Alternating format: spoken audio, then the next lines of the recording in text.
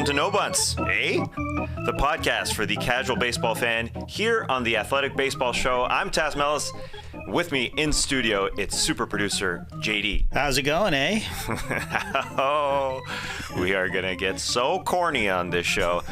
And with us all the way from Taiwan, but he bleeds red and white, and he is dressed in red and white today. It's my man, Joel MacMillan. Joel looking great in that red Blue Jays jersey. Bonjour, Tas, ça va? Oh no, I promise it won't get that bad. It won't get that bad. We are approaching, that's it. I think that's the end of all these random Canadian corn job of jokes. But anyway, we're approaching Canada Day. Canada's birthday is coming up, so we decided to get away from the day-to-day of baseball and celebrate everything that sort of falls under the umbrella of Canadian baseball. We'll answer questions like favorite moment on Canadian soil, favorite Blue Jay, favorite Expo, favorite obscure Canadian moment. We'll each take turns answering those questions and more. But first, Joel, let's start big, wide-ranging. Answer me this. What is the greatest accomplishment of a Canadian baseball player? To me, Tas, the greatest accomplishment for a Canadian baseball player has got to be Eric Gagne with 84 consecutive saves. I thought this was an amazing accomplishment for any player, let alone a Canadian one. This actually took place over 3 seasons. And as a closer, you're only judged by one thing, and that's, of course, saves. I know, maybe some analytical fans have their feelings on saves, but, that's what closers are judged on. And Eric Gagne saved 84 consecutive games, which I don't think is ever going to be broken in my lifetime. The margin for error is so small. And so to be that good, that frequently and that consecutively, I think is an amazing accomplishment. And I just kind of want to go over some of the highlights of the streak here. Sure. There were 675 days that the record was over. And of course, it was 84 games. And of course, Gagne allowed only, what does it say here? Sorry. He allowed 8 runs over 87 2/3 innings, and he struck out 42% of the batters he faced over that span. He, of course, won the Cy Young in 2003. So I think this is an amazing accomplishment, what he did. He was Mr. Automatic in the early 2000s. So for me, Eric Gagne with 84 consecutive saves, greatest accomplishment by a Canadian baseball player. Oh, I just want to yell out an A or a bonjour after hearing those stats because they are phenomenal. I guess very basic math, he'd be under a 1 ERA for those 87 innings, as you said. Every couple years, you see those glasses on a Twitter or YouTube clip of him and Barry Bonds going at it, which is an incredible at bat. So I love the Eric Gagne shout out. Great stuff. All right. For me, the greatest accomplishment by a Canadian player. First, I saw Freddie Freeman's teeth, and I thought, greatest accomplishment, how white he's got those teeth. I mean, those things are so pearly white. But in all sincerity, I went with Larry Walker. His batting average of 360 for 3 consecutive seasons. That's damn hard. He topped out at 379 one year.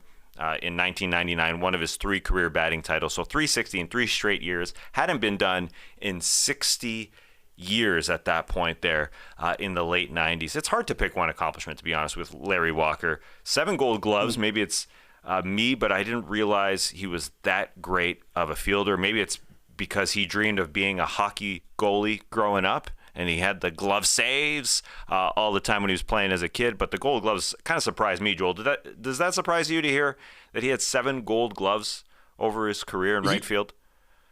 Yeah, I honestly had no idea. I remember him like he's a great hitter. Yeah. I never really remembered him for his defense, so that's a surprise to me. Yeah, and I guess I'm just listing Larry Walker's stats here, but this is also amazing because everybody thinks of him as an incredible hitter. In '97, when he won MVP, he led the NL in slugging, 720. He led the NL in on-base percentage, 452. He led the NL in home runs with 49. But he also had 33 stolen bases. Larry Walker. Yeah. Yeah, that was by far his highest year for stolen bases, if I'm correct. So, great stuff from Larry Walker. Incredible. Just got into the Hall. That was a few years ago in his last year of eligibility. Started slow. His eligibility chances, his percentage of getting in, of approval, I should say, his first year. But in the end, he got in, and 360 over 3 straight years. To me, looking at all the accomplishments, doesn't matter if he played in Coors Field. He was just amazing. So I'll go with Larry Walker. All right. Another overarching question. We'll get to the most prominent Canadian player in today's game a little later on. I wonder if that has a connection to this question for you, Joel. Who is the greatest Canadian player ever for you? This was a tough one, but I'm going to have to go Joey Votto. He is an amazing hitter. He's probably one of the best hitters from 2008 to 2018. He's got fantastic plate discipline. He's a great mix of power as well as just a pure hitter. He, to me, I know he's kind of still a work in progress because he's still playing. His Hall of Fame case is interesting. There's several articles out there that makes a case for him to get in. And, there's people that say he's Hall of Very good. For me personally, I think he's going to be a Hall of Fame player when it's all said and done. He, to me, is the greatest Canadian player. I know there's some Canadian players in the Hall of Fame, but I think Joey Votto is going to be in there someday. So for me personally, it's Votto. And I just like Votto. I like his personality. And, some of the players, the Canadian players that are in the Hall of Fame, they're a bit before my time. I didn't really get to see much of their career, such as Ferguson Jenkins, for example. So for me, it's Votto because I've seen him. I'm just entertained by him. I think he's a great player. So it's Votto for me. Ferguson Jenkins. You're going formal with the name, Joel. I like it. We're proper here. I got a Ferguson story a little bit later on that'll be fun. This may be cheating. You tell me if this is cheating. I'm going with Freddie Freeman. Is that allowed? Do you consider him Canadian? The fact that he plays for Team Canada. He was born in the U.S., but he chooses to play for Team Canada to honor his mom.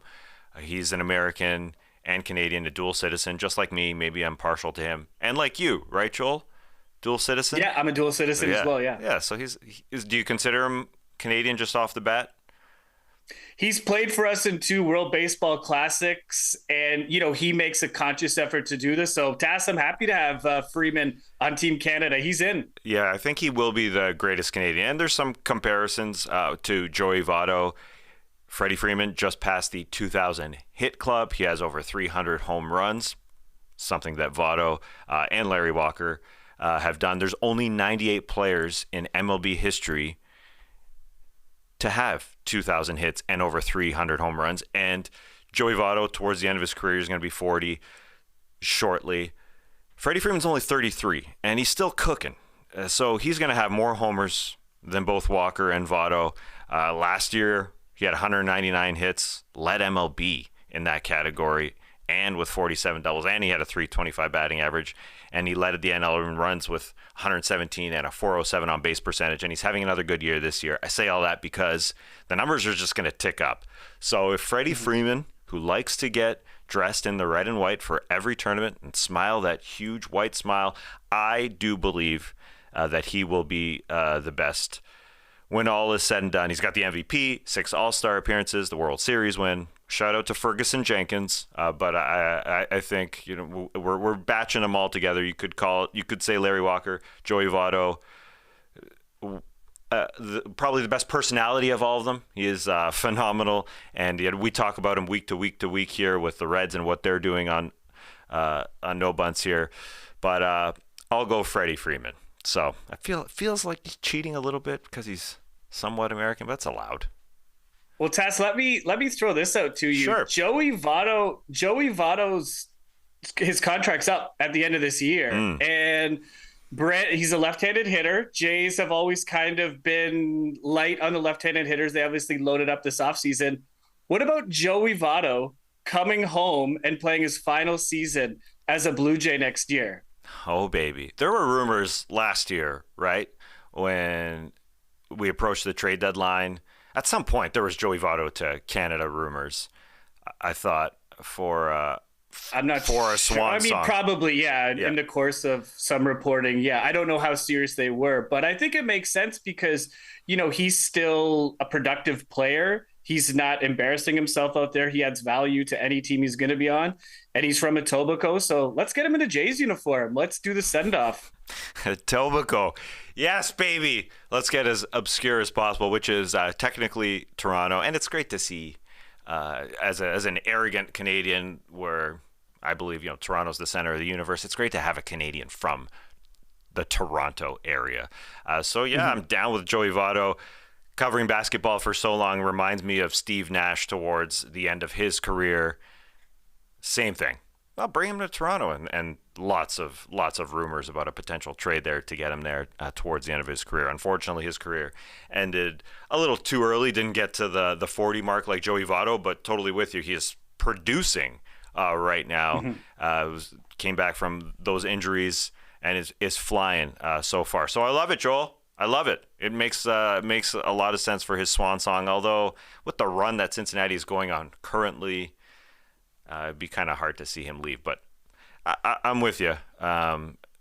It's a fun story. Anyways, we're going to be following Joey Votto for hopefully another year, because coming into this year with the injuries, there was talk about him retiring after this year. But it sure feels like he's going to have the ability, if he wants, to play another season. All right, next one. This is a fun one. Joel, your favorite obscure Canadian baseball moment? So this is very, very obscure. Had to dig deep for this one. After the 2004 World Series, Boston obviously won that World Series, and they were interviewing Pedro Martinez after the game, and he basically shouted out Expos fans, and he had a quote here. I just want to read it so I don't get it wrong. He said, "I'm glad I got it, and I would like to share this with the people of Montreal that are not going to have a team anymore. But my heart and my ring is with them too." This was awesome for him to do. I mean, you seldom hear, a player winning a championship on a team and then shouting out a franchise that he used to play for and fans of another franchise that he used to play for. I've always liked Pedro Martinez in interviews. Anytime I've seen him speak about Montreal, he seems very genuine. He seems very passionate. It seems like he really loves this city. He feels very indebted to Montreal because they basically took a chance on him. He came up with the Dodgers. The Dodgers really didn't give him much of a chance, and he blossomed into an amazing pitcher, won a Cy Young with the Expos in 1997. So for him to, mention Expos fans specifically after, the greatest moment of his career, not to forget about that, to me, that's very meaningful, because I love the Jays, but I also like the Expos. So for him to do that, I thought it was a really classy move. Standing ovation for that. Absolutely. A franchise, unfortunately, that left and went to Washington. So also, just recognizing that he played there, the fact that all those people who were diehards that were in that ugly, horrific stadium taking in those baseball games were real fans. So yes, totally. That's a great call. That's a great call. And you didn't have to go deep for that. I saw when you figured it out when we went through these. You just remembered that off the top of your dome, because those I feel like that really hit home. Really hit home with your maple syrup heart. Yeah, I'd come across it on YouTube years ago. Just the algorithm had pulled it up. Rod Smith reporting it on TSN Sports Center, and there's a clip of it. It's very grainy, but it still exists on YouTube. So yeah, it was a cool moment. Sports Centre, RE, yes, Rod, love Rod Smith. Okay, my obscure moment. I'll take you back. September 27th, 1992. The Toronto Blue Jays had never had a 20-game winning pitcher. But Jack Morris, he was on the verge of number 20. He had 19 going into a game in New York against the Yankees. Jays got up big. They're up 9-0, but then the rain started coming down, and the game was at risk of not being official because we hadn't got to 5 complete. So, top 5, This is so good. The Jays' Alfredo Griffin was at the dish. Again, rain pouring down, but he wanted to get out as fast as possible. So the first pitch that he saw was absolutely unhittable. It was in the dirt. Greg Caderet threw it, the lefty, threw it right in the dirt. Alfredo Griffin just waved his bat. Just waved his bat like he was sort of waving at a fly. He had no chance of hitting it. Strike one. Next pitch was absolutely down the middle. It was actually a good piece of hitting by Alfredo Griffin. He just fouled it off. He was just, I guess he didn't want to take a chance that it would be called a ball. Anyways, he fouled it off. The next pitch, the strike three pitch, Joel. I don't know if you remember this. Lefty pitcher from Greg Caderet. He threw it like 10 feet high and like 5 feet outside. The catcher had no chance of catching it. Alfredo Griffin obviously had no chance of hitting it. And he swings. He kind of did a pirouette and walked right back to the dugout. He didn't try and run to first base because he could have. And the umpire just had to call him out as he walked right into the dugout for strike three as he tried to get Jack Morris his 20th win. That was awesome. That was a sign of teamwork, a sign of doing it for your teammate, getting him his 20th win. Jack Morris ended up winning that game. Actually, the rain kind of stopped, and they played all 9 innings, and it was in the books. And Jack won another game, if I'm correct. He won 21 games for the Jays that year, which was a heck of an accomplishment back then. I remember watching it as a kid, and yeah, the Jays wanted a 20-game winner. Wins meant a lot more back then, and so that was a phenomenal moment. Jack Morris coming from the Twins and doing it for the Jays there and getting them to the playoffs where they would win. More on that winning a little bit later. But let's go to another sort of obscure question here. Your favorite obscure Canadian baseball factoid. Joel, what is it? In 1976, the San Francisco Giants came very, very close to actually being relocated to Toronto. The Giants owner, Horace Stoneham, had an agreement with a group of Canadian investors that were headed by Labatt Brewery. The deal was basically in place for just over $13 million. And they had logos. I think they were going to keep the name the Giants, but they were going to do new colors with green and blue. There's actually some photos you can find online that show a mock-up of the logo, which is pretty interesting to see.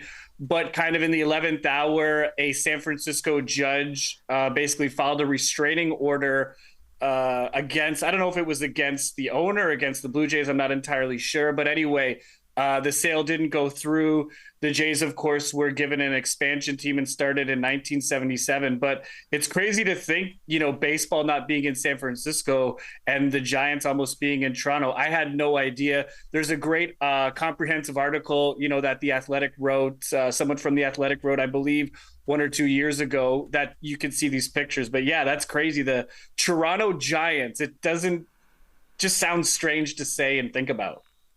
Yeah, I wonder if they'd keep the name. I know you said they had the logo, so it sounds like they would. But yeah, I guess you just do it. You just keep the name. It was like a few years ago when, speaking of the Expos, there was the talk about Tampa playing half their games in Montreal. What? That would have been really, really, really strange. I'm sure the city of Montreal can just carry its own team. But yeah, that's a good one. That was a good one, Joel. I've got a random note about Ferguson Jenkins. Hall of Famer Fergie Jenkins, first Canadian in the Hall, actually played on the Harlem Globetrotters. This is real. Way back in the 60s, 65, 66, and 67, while he's playing baseball. He was 6'5", and he suited up for the Harlem Globetrotters. Back then, it wasn't in players' contracts that they were prohibited from playing other sports professionally. And there were actually a few baseball players that did this. He took part in a skit which incorporated baseball over and over and over as they toured. This is Fergie explaining it to Bleacher Report. Quote, "The marketing guru for the Globetrotters came to see me one afternoon at Wrigley Field, and he wanted to know if I was going back to Canada in the off-season. He said that they were going to start their tour in Sherbrooke, Quebec, and asked if I would like to join their team and be a part of their skit as the pitcher. I went over and worked out with them a couple times. We got our routine together, and after a while, they found out I was a decent player. I used to play every third quarter, but my fundamental opportunity for playing was to give up a home run every night to Meadowlark Lemon. There's no footage, I don't think. But guys like Lou Brock also played as a Harlem Globetrotter as well. Weird stuff. Very weird stuff. But that was obscure. Yeah, I didn't know that. Yeah, very strange. Yeah, and Fergie he told us to Bleacher Report. I thought, whoa, Ferguson Jenkins talked to Bleacher Report? Yeah, Fergie, he's cool. He's not Ferguson anymore. He's Fergie. Anyway, good stuff there. Great stuff by everybody involved. Do you feel good about talking about Canada, Joel? Because I sure do. Let's keep going. Let's keep going, baby. Yeah, we got to take a quick break, but when we come back, our favorite Blue Jays, our favorite Expos, and a whole lot more. I recently went to Denver, Colorado for the first time, and one of the first things I did was take a jog around Coors Field. I just wanted to take it in. And as I was encircling the field, I could feel that something meaningful had transpired in that stadium. No, not Larry Walker dingers, although that did happen. Something deeper, more meaningful, something more historic, something tastier. Blue Moon beer. That's what it was. Blue Moon beer was born there. It was first brewed at Coors Field. Blue Moon is a baseball baby. It's true. Actually, JD, we went to a baseball game in Atlanta a year ago or so, yes. And we went with the pilot brewer of another beer company. Right. Yes. Yes. I had a couple of his company's beers at first. Yeah. Tasty, they're good, in all honesty. But then I grabbed a Blue Moon. He saw that I did that. He stared at me. He knew. He knew. Yeah, he scowled. It was in the fridge, though, and I was happy to have one. Sometimes I feel like a Blue Moon. Yeah. Its bold flavor, bright color, and iconic orange slice ritual guarantee a one-of-a-kind beer experience perfect for summer weather. Keep baseball traditions alive with Blue Moon Belgian-style wheat ale. It's one of a kind, every time. Check out shop.bluemoonbrewingcompany.com for baseball merch and visit get.bluemoonbeer.com/baseball show to find Blue Moon delivery options. That's get.bluemoonbeer.com/baseball show. Blue Moon, made brighter. Celebrate responsibly. Blue Moon Brewing Company, Golden, Colorado Ale. All right, back with No Bunts as we celebrate everything Canada baseball, Joel. All right, let's get into it, baby. Love this question. What is your favorite baseball moment that took place on Canadian soil, Joel? I think there's a few obvious ones for this one, like, of course, Joe Carter's home run and the Jose Bautista home run. But that's, come on, we can do better than that, even though those are amazing moments, don't get me wrong. But for me, the best Canadian moment, or the best moment on Canadian soil in terms of baseball, would be the July 1st, 1997 Canada Day game between the Expos and the Blue Jays. It was the first time, I think that was the first year of interleague play. So to have both Canadian teams playing on Canada Day was just so awesome to see. I remember I was in high school and I was just so hyped to see this. It was awesome. And the Expos beat the Blue Jays that day 2-1. Roger Clemens went up against Jeff Juden. Didn't know who this guy was at all until I looked him up. But actually a Canada connection.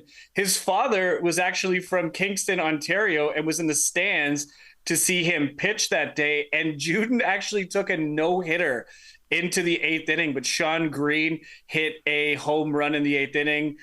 So, a bit of a bummer, but still a great moment for him. And also for Juden, it was interesting because he grew up in Massachusetts, and he was a huge Roger Clemens fan, he said. So, getting to face, one of his idols. Okay, this is getting too American. It's getting too American. Massachusetts. Oh, okay, sorry. Okay, but yeah, I would definitely say, the Canada Day game, July 1st, 1997.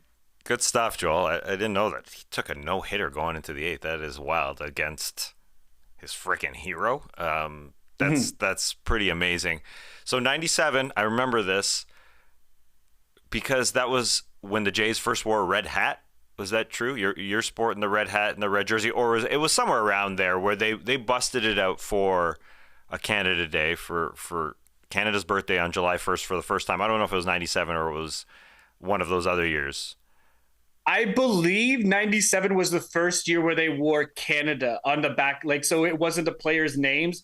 It just said Canada on the back of the jersey. Maybe that's what you're thinking about. Well, I remember the first time they wore a red hat was also like 99% sure for a Canada Day game. And I thought it was against the Expos, but maybe not. Maybe it was just a regular Canada Day game. And I remember it because it was such a big deal. The Jays wearing red? Whoa!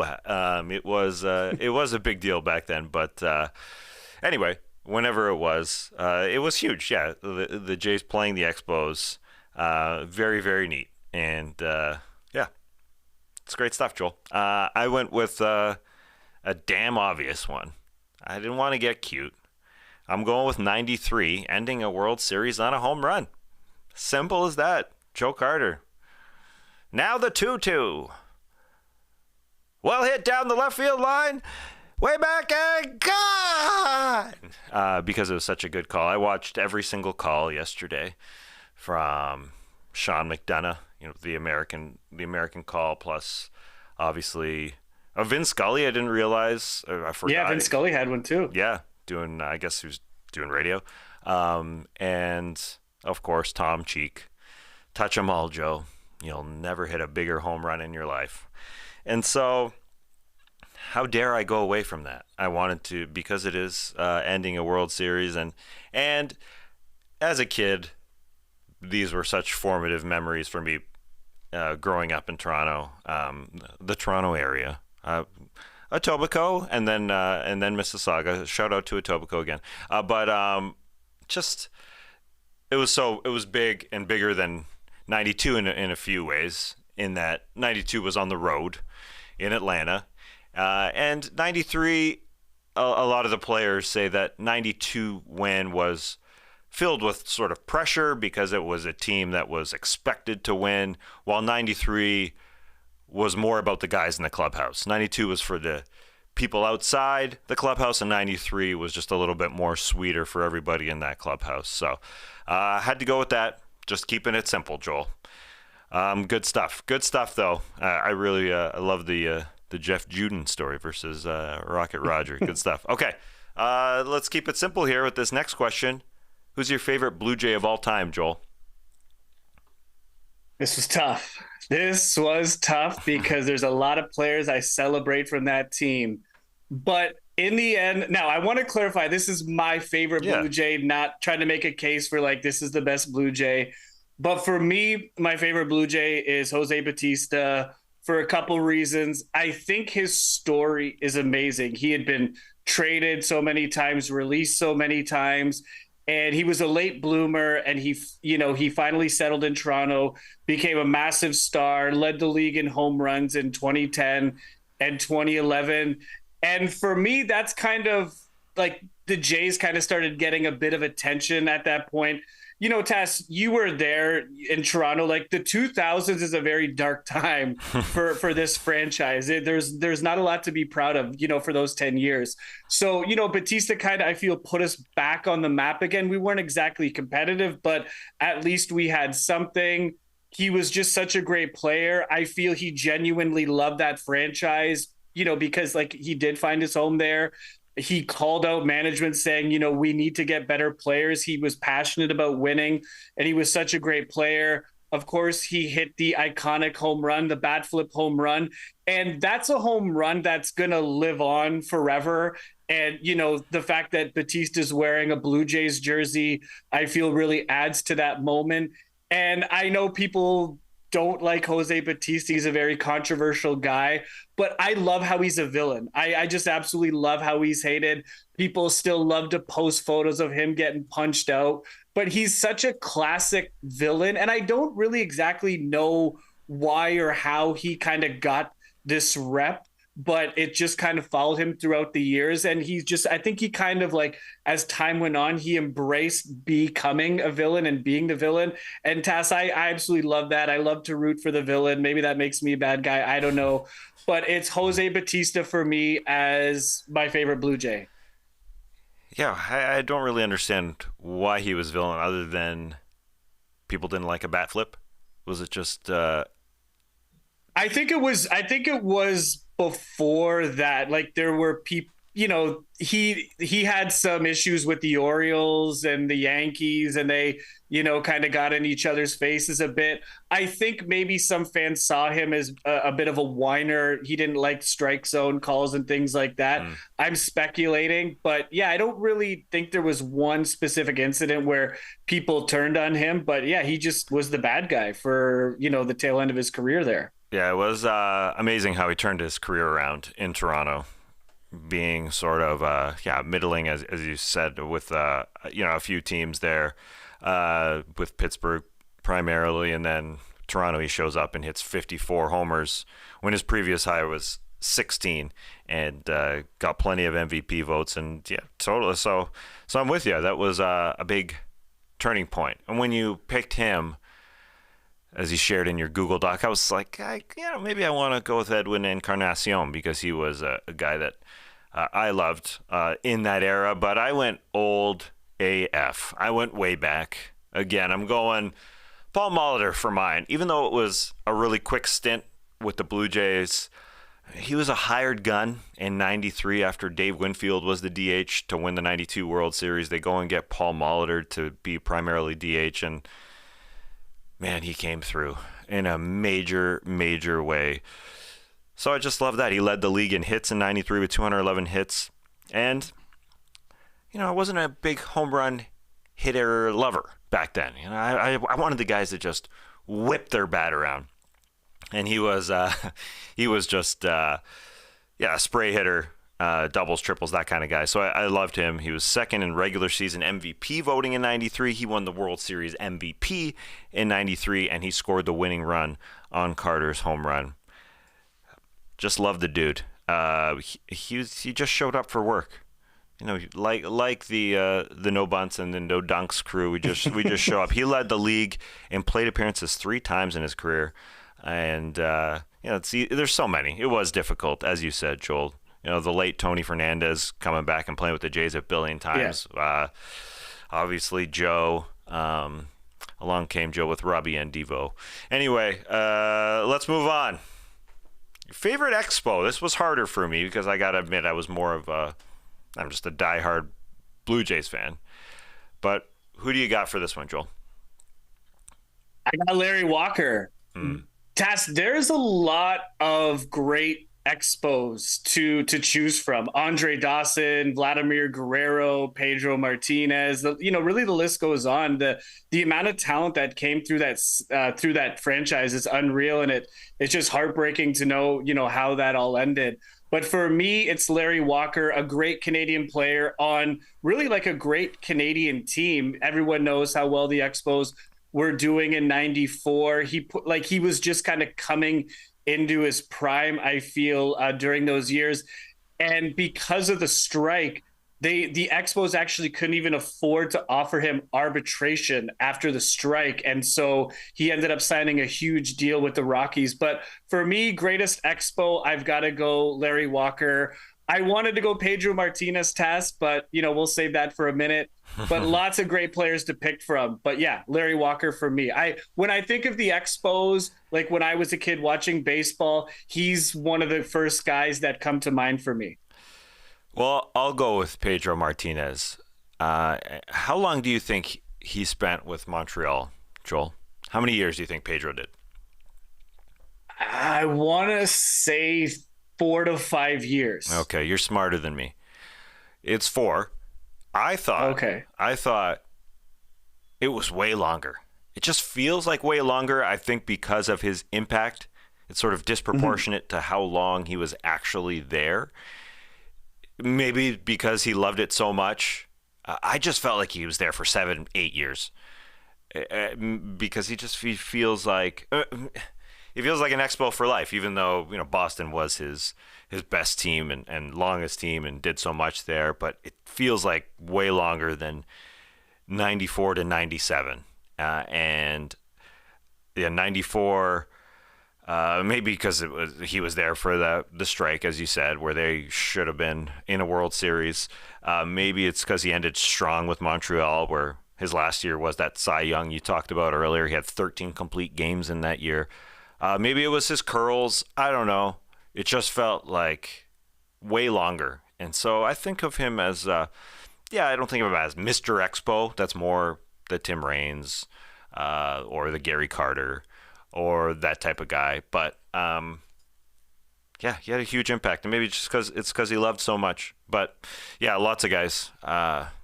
Tim Wallach, Marquise Grissom, those guys that they made a huge impact. You're right about the list of how many good players there were.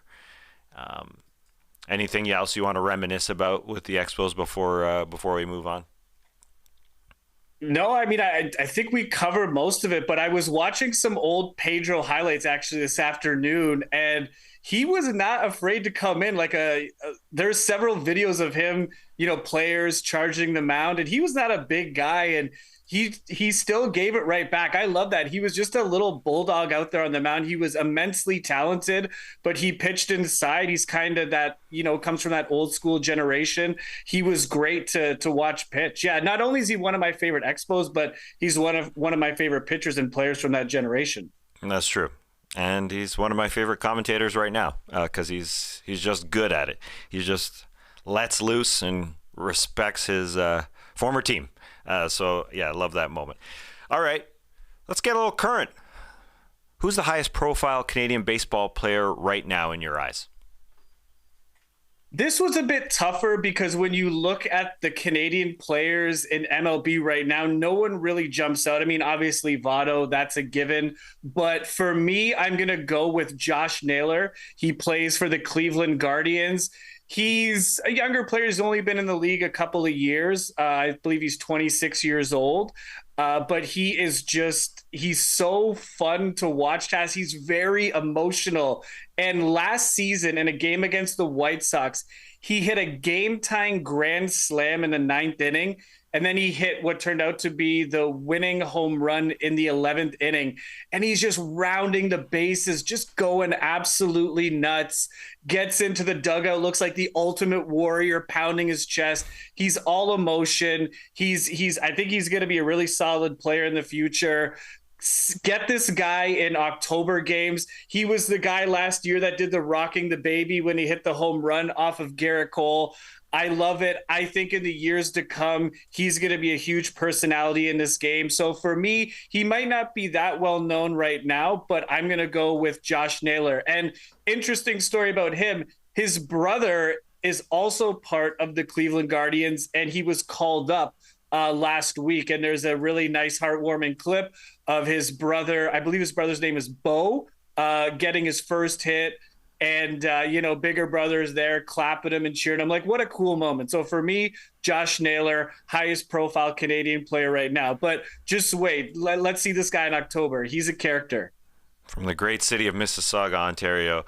Yeah, we definitely talked about that home run against Garrett Cole because it was impressive how he rocked the baby, not only from home to first, but he was able to continuously run, walk, and chew gum at the same time, where he was rocking and running and yelling at Garrett Cole from third to home. He was doing it all around the bases and into the dugout. And as you said, yeah, he's a big personality. I would say he almost doesn't feel Canadian because he feels like, I'm going to generalize and say we're nicer and less abrasive, maybe the word is. But maybe I'm wrong. I like it, though. I like how he's right. I like how he's changing the mold. And Tash, just a quick question. Got to change it. Are you from Mississauga? Yeah, I grew up born in Toronto, grew up most of my life in Mississauga. Okay, because I was born in Mississauga. Oh. So, yeah. I didn't know that. Fun fact. Very fun fact. Yeah, we'll talk about your hospital room number off air because I know every single one. Anyway, I'll go with the obvious one. You said Joey Votto. Primarily because everybody knows he's Canadian. Maybe it's because he's been there forever. So everybody doesn't know that Josh Naylor or Bo Naylor, new Guardians player now, is Canadian. Everybody knows Votto's Canadian, and hopefully he's not done, as we talked about a little earlier in the show. Hopefully he's got one more year in him. He's batting sixth now, which is very, very rare for him. He's moved down in the order, coming back from those injuries. Could move up because he is playing fairly well. He's got 3 homers in his 7 games since coming back from injury. It might be his last season, but he's playing well enough to come back at the age of 40 for next year. So I'll just go obvious just to throw it out there. But yeah, there's obviously some sneaky ones. You know, I like my Mike Soroka in the Braves system. Hopefully he'll be. Of course. That's a great story that he's been able to come back from all those injuries. So yeah, there's a few out there, but I would say the most prominent, besides Freddie Freeman, who has dual citizenship, is Joey Votto. So I'll go obvious there, Joel. All right, we got to take a quick break, but when we come back, you are going to throw some trivia at me. Shouldn't it be the other way around? I don't know. Anyways, we'll get to that right after a quick break. So I was at a party on Saturday. Someone asked me about my Bombas socks. And I had them on. And then unfortunately we got interrupted, so our conversation ended. But I saw that same person the next day, and we continued that Bombas conversation. May have been flexing my calf while showing off my summer ankles as I wicked sweat with a Bombas performance sock, keeping cool, fashionable, and comfy. And they definitely weren't the same pair as the day before. No, ma'am, I changed them, and I definitely have a different pair of Bombas on now. Yeah, back to back Bombas. There's a little baseball reference for you. Back to back Jacks on 3 pitches this weekend. I saw that. Was that the score? It was like 24-1 or 25-1, whatever the score was. Yeah. They bombed away. Anyway, this is what I told that person. Bombas' no-show socks are made with breathable yarns for a barely there feel, plus silicone grips and a contoured design to prevent slipping down or sliding around. Okay, I probably said it a little less eloquently than that. Actually, I saw the word yarns. I almost said yams because the R and the N are almost connected here on my Word doc. I got bad eyes here. Anyway, every item is seamless, tagless, and effortlessly soft. Bombas are the clothes you'll want to get dressed and move in every day. Socks, underwear, and t-shirts are the number 1, 2, and 3 most requested items in homeless shelters. That's why for every comfy item you purchase, Bombas donates another comfy item to someone in need. Bombas is one product I received for free, #blessed, but I have bought them on my own dime. You can do the same by going to bombas.com/nodunks and use code NODUNKS for 20% off your first purchase. That's bombas.com/nodunks and use code NODUNKS at checkout. bombas.com/nodunks, code NODUNKS. Welcome back to No Bunts. Let's wrap up this Canadian baseball extravaganza. We just had a nice wide shot in the studio. Taking it all in. Joel, you've got some trivia for me when I should be asking you, the more knowledgeable baseball fan, some questions. But throw them at me. I'll see if I can foul a few off here. What do you got for us? Well, Taz, last time we did trivia, I think you nailed all of them. So give yourself a pat on the back. Don't underestimate your abilities here. I know my Booney trivia. This one's gonna be harder than the Aaron Boone. But let's see. Give it. Okay, first question. Taz, we'll start with something I think you should get. Okay. Taz, where is the Canadian Baseball Hall of Fame located? Oh, damn it. It's something I should get. Oh, man. I'm honestly taking a wild guess. I have no idea. Can you give me a province? It's located very close to Skeets and the hometown of Skeets and I. So I'm struggling with my grammar here, and I'm an English teacher. That's awful. Yeah. But it's the town is located very close, or the Hall of Fame is located very close to Stratford, Ontario. Oh God, you got a good guess, JD? 2 words. Name of the city is 2 words, or town, 2 words. I should say. Very small. 2 words. Grand. I think religious. It's kind of religious. Yeah. St. Catherine's? No. First part's right. Saint. Female name starts with M. St. Mary's? Bloody. Mary? Bloody. Yeah, St. Yes. Wow. St. Mary's. Nope, never would have got that. Never even heard of it. Okay. Guys, come down when I'm back home. I'll take you guys out. We'll go. It's no relation to Sault Ste. Marie. I mean, that's. That's a good question. I don't know. Oh, wow. TBD. I'll have to get back to you on that one. Jeez, tough one, Joel. Okay. All right, what do you got? Well, let's see. Question number 2. Who sang the Canadian national anthem in Game 3 of the 1992 World Series?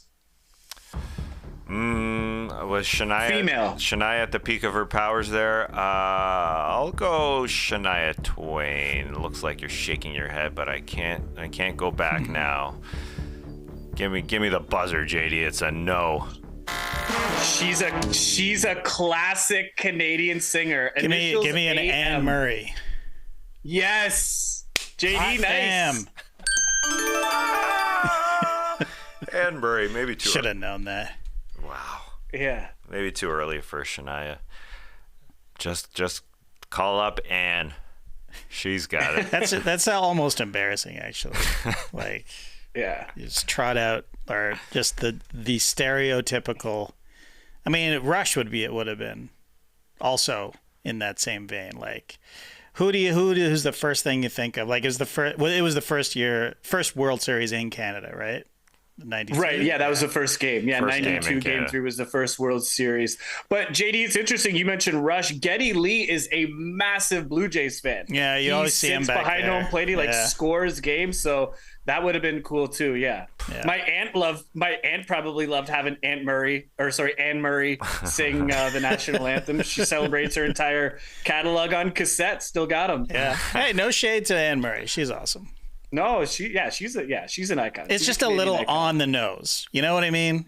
It's just like, why don't you just serve up some maple syrup and, get a beaver out there? You know what I'm saying? Yeah. Anne Murray, she's just Yeah. like, at the time, she would have been, the mascot of Canada for boomers, Anyways. Yeah, that's all. for sure.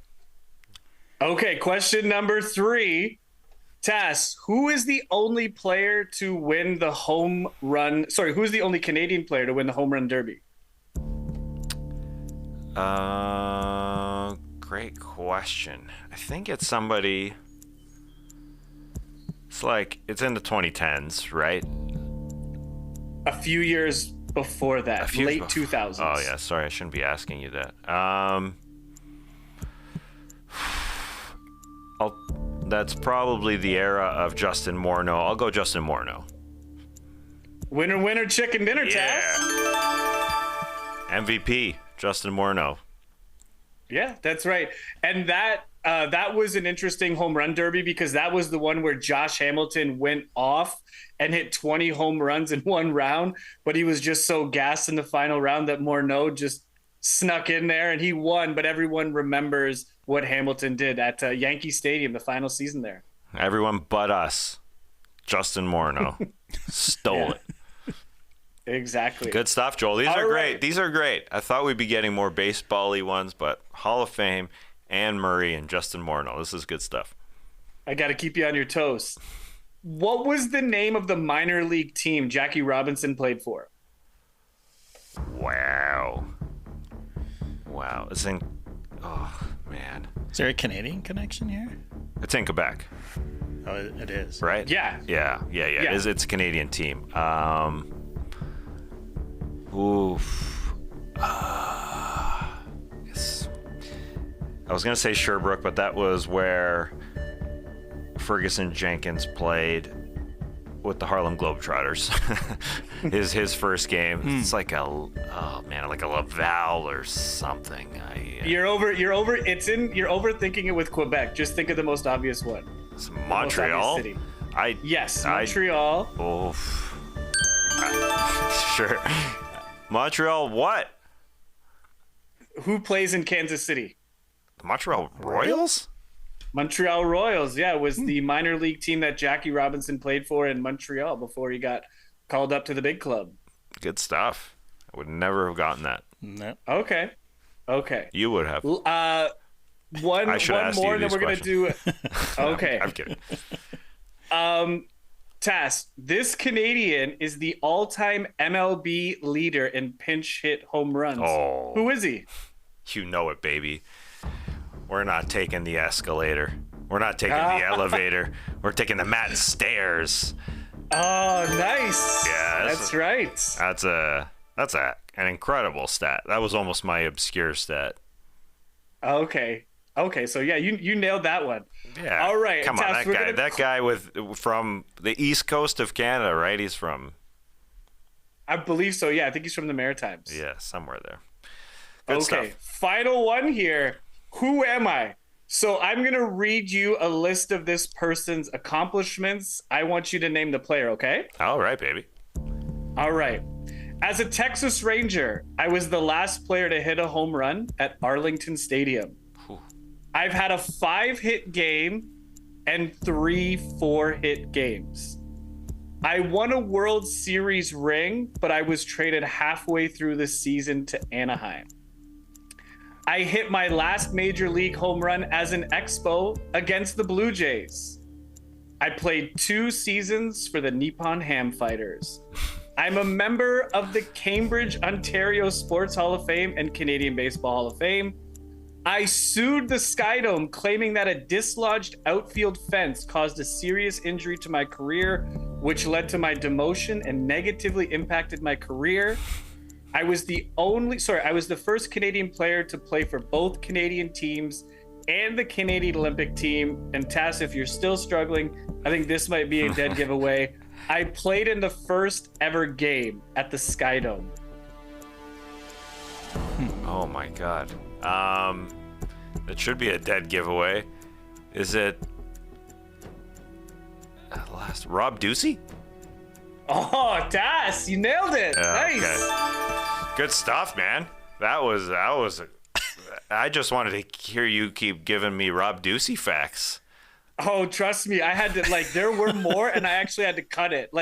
There's a page on the Cambridge Sports Hall of Fame website.